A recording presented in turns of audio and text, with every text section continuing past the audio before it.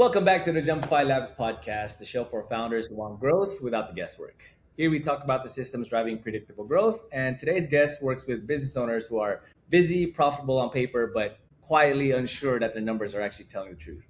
He helps founders see what's happening inside their business without having to drown them in spreadsheets. Dave Worden, welcome to the show. Love it, Jay. Thanks for having me, man. Glad to be here, and glad for the viewers to hear. Thanks for having me. All right, so let's kick things off. You spent nearly 20 years in corporate before starting Triumph. What pushed you to take that leap? Well, actually, I was doing both for a while. Since 2016, I was doing it part-time with a couple buddies of mine that had a small business while I was still working corporate executive leadership in the finance roles. And then in 2020, at the end of 2022, beginning of 2023, thrown a curveball from the corporate world. One of my long-term clients, buddies from high school, kind of convinced me to go full-time with what I was doing with Triumph. Here we are, three years later, going into our fourth year now, and loving every minute of it. And ultimately for me, I've always been an entrepreneur from just getting out of college. I started a franchise of Liberty Tax Service. Always wanted to be a business owner. And so I've been in the shoes of many small business owners who are struggling in the mindset of what they need. And obviously finances is a big thing that people need to understand, but it's not something that's taught to many, especially at the entrepreneur level, how they can get better and understand their numbers and their margins and their KPIs and all that fun stuff.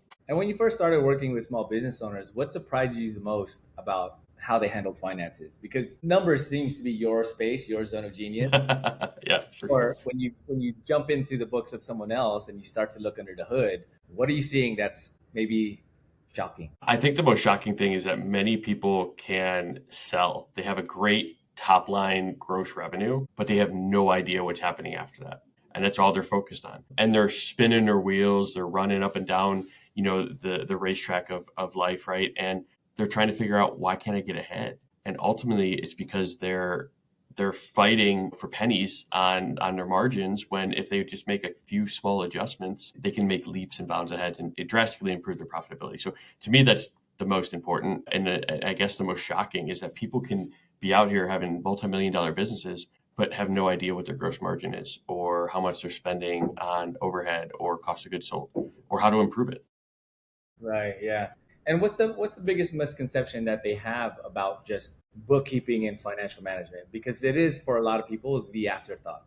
I mean, I think the biggest misconception is that it's just booking some entries from their bank statement. And for me, the biggest leap in this industry is going to be individuals that understand that there's so much more to give on the accounting and the finance side than just booking, and reconciling bank statements. Ultimately, with bookkeeping and accounting, the biggest thing is, yes, there's some back-end work that can be done. And even with AI, a lot of that stuff is going to be, automated for the most part. Where we as professionals need to add value is the analysis, the insights, the strategy, right? The operations, like, what do those numbers mean? And bringing those to the forefront of the business owners, our clients, and letting them know, you're shooting for a 40% gross profit margin, which is the bottom of the industry average, but you're only hitting 30. And here's why. And then figuring out and backtracking, why are you not hitting it? And a lot of times it comes down to not having a good system in place or a good actual working formula so that they can price their services the same every single time if they're out there giving quotes, et cetera. So I would say that's the biggest misconception, is that it's just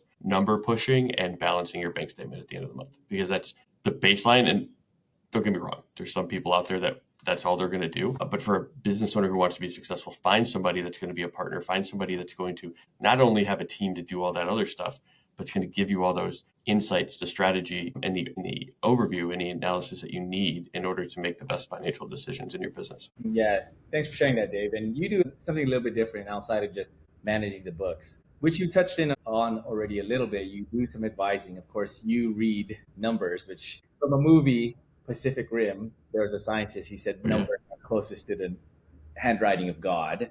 So you can actually read that. But how do you explain what makes you different from just a traditional bookkeeper or traditional accounting? So for us, kind of what I was mentioning, right, we do look at so much more than just numbers. We have a team that will do the input, the balancing, the reconciling, creating your financial statements. But for me, it's, how can I help you think through different problems that you're facing? How can we be your sounding board when you're having an employee issue? For some of my clients, I've helped them draft, like HR employee policies, because they don't know how. They've never led employees. But I've been part of that. I've been part of the executive team with the HR kind of aspect. So I know kind of that basic sort of draft policy and how it should work out. For others, we've developed, the systems of how to automate some of those mundane processes that have to happen. How can we implement a new system for you and then automate a lot of that so it makes it easier for you as the business owner, so you don't have to spend hours and hours doing manual kind of oversight and manual review. And so that's, for me, the biggest thing is that support, that advisory that they're not going to get from a typical, accounting firm that may just do taxes, or the bookkeeper who's just going to do your financial statements. We kind of do a lot more than that. And then we also have partners that help out with that. Like we have a tax, CPA partners that can help give that advice when needed, because as much as I love taxes, I won't do them anymore. I don't like them anymore. But with that, I think that's the difference. As well as, I think the number one thing, Profit First, we are Profit First certified firm, which if you don't know what that is, and you're listening, it's a book by Mike McAllowitz. Go out or read it. I highly suggest, if you're running your bank account out of like one or two accounts right now, and you look at your bank and you don't know what's for taxes, what's for savings, what's to hit my goals, how much can you take out as an owner, this is a great process and a method to build better cash management habits in your business. And we help business owners kind of, one, set up the system, but two, then manage it and hold themselves accountable to it. Yeah, Profit First. It's a really cool and simple system for someone who does not like numbers like myself. And accounting and finance were the only two classes that I failed. I've had to redo them. They were at the master's level, so it was really quite tough. But I have dyscalculia, which I learned from another podcast guest. Yeah, that was the first time when we talked the first time. It's the first time I ever heard of that term. Yeah. So and it's crazy. Dave, why does the Profit First methodology resonate strongly with your clients? Well, it goes back, I think, to the mindset, right, of not knowing what's theirs and what's not. And so what happens is, for example, I had a client recently, they're taking sales tax, and they're not setting that sales tax aside because it's not their money. In the state of Ohio, it flows through, they have to pay it to the state. Well, what was initially happening high level, they would get a $1,000 tax, bill invoice, and then they'd spend, or they think that they'd have the full $1,000 to pay their employees, pay their suppliers, et cetera, when maybe like $50, $60 of that is sales tax. Well, when you have 10, 15, 20 of those invoices add up over a month, and then you got to pay the bill, now you're struggling. It's like, wait a minute, where's the $600-$700 got to go? Where's it going to come from? And so ultimately, a system like Profit First helps you get into the mindset that as soon as that money comes into your bank account, you're allocating it to the different purposes that it should be given. So in this case, that money would have been set aside to the sales tax account. So when you had to pay the sales tax, boom, it's already done. You're not even thinking about it. Also, with materials and supplies, a lot of people have labor that they have to pay in order to make a sale. We allocate to that first, so that you're not worried if you're going to make payroll anymore, because the money's already there from the invoices that you got paid. It's high level. That's the basic benefit of it, is that we don't encourage you not to check your bank account. We want you to check your bank account. But ultimately, when you look at your 6-7 banks accounts that you have, you know exactly how much is each purpose, because each account has its own purpose. Profit First is definitely the easiest accounting system that I've ever encountered. I've installed it immediately as soon as I finished the book, and it is really easy to implement as well. And the one thing I do want to, there is it's not accounting, right? Because you still have to do accounting on the back end, right? Which is where you do all your financial statements, all that kind of stuff. They're in tandem, because it's a cash management habit, which is the spending habit that you have in your business, versus accounting, which is kind of recording the activity of everything and how that gets recorded. And so it definitely doesn't replace having a bookkeeper or having a good accounting system, because you still need it, because you've got to record your transactions right. But it's good tandem, because essentially the way I think of it is, Profit First is forward thinking, right? Building the habit so that in the future I know how to spend all my money. And then your accounting, your bookkeeping, that's sort of like a scoreboard view. You're looking at the history of what has happened in the business, and you have to do both of them well in your business, or have somebody that's going to help you with that to make the best decisions. Thanks so much for adding that clarification. So Dave, you're clearly a wizard at this. Can you share a story? That's an overstatement, but I'll take it. I love it. Thank you. Can you share a story where cleaning up financial visibility changed the way a client made their decisions? Yeah, just recently, I actually had a client in the junk removal business.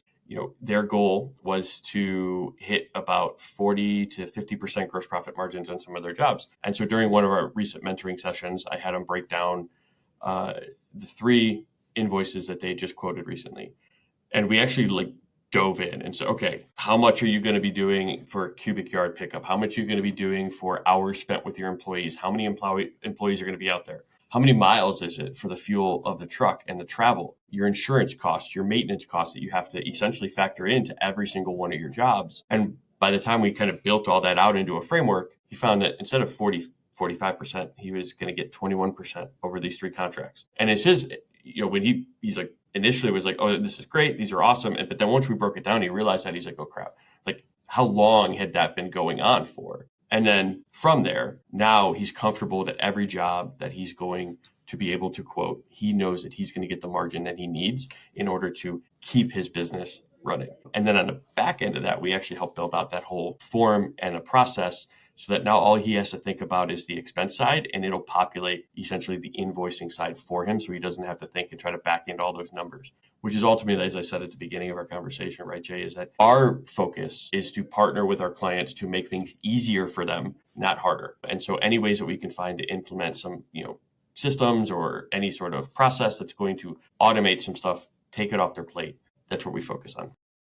Yeah, and that's amazing. You're also helping clients move off of traditional tools like QuickBooks. You have cool AI implementation that's working in the background. How do you actually see AI changing the role over your job function over the next 3 to 5 years? Ultimately, I think where it's going to really benefit agencies like us and even business owners too, as I had mentioned earlier, is those data entry points, right? The debits and the credits, the baseline recording is going to go to the AI. And a lot of that stuff where we'd spend a lot of time entering stuff into QuickBooks or, in a Kick software or Xero, whatever it may be, that's going to be handled by AI. And where we really get to benefit is the stuff that I already love doing that I'm doing now is the strategy side, the analysis side, really be able to dive into the back end of why you are where you're at in your business and then getting to the strategy, because AI is not going to be able to give you the strategy of what you need to do to change your profitability. It can give you the highlights, right? And the oversight.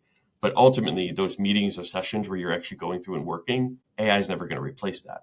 And so those one-on-ones, just being there to alleviate sort of the stress that business owners feel at time to time and being there to pick up a phone call, I think that's where, if you're focused on it, that's where the industry is going to go to. And that's where you're going to win as a bookkeeper, accountant, kind of advisory agency like we are. That's where you're going to win, by being there to support your client, not necessarily just be there to enter the debits and credits from the bank activity. And your clients, these other business founders, what are they looking to see exactly when it comes to the data, when it comes to those insights? Is there sometimes they want to see this, but you have other insight from working with other organizations that you tell them the real insight is not this, what you're looking at, it's actually this. Are there any situations like that? I would say the biggest one is getting people off of the mindset that they have to focus on gross revenue, top line. So many people want to hit $1 million business.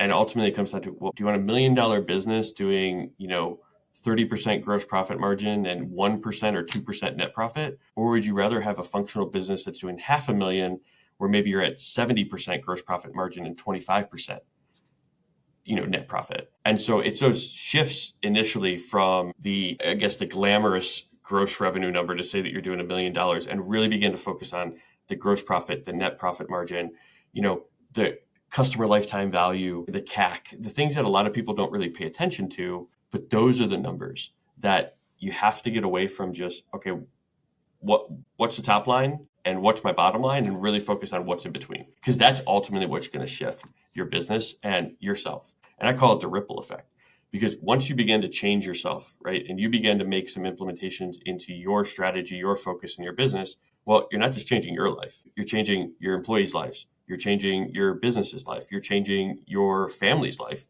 and then also the community around you, because everybody's going to get better when you get better as a business owner and can understand and be more successful. I love that. That's also a big reason why I choose to work with business owners as well, because it's that community impact outside of themselves, their family.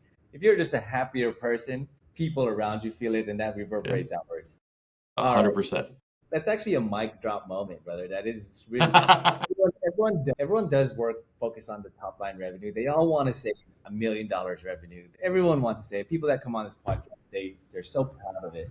But then I don't get super deep in the weeds. But when they talk about how many teammates they have and how many events they run, it seems a little bit like, ooh, that sounds like quite the payroll. Right.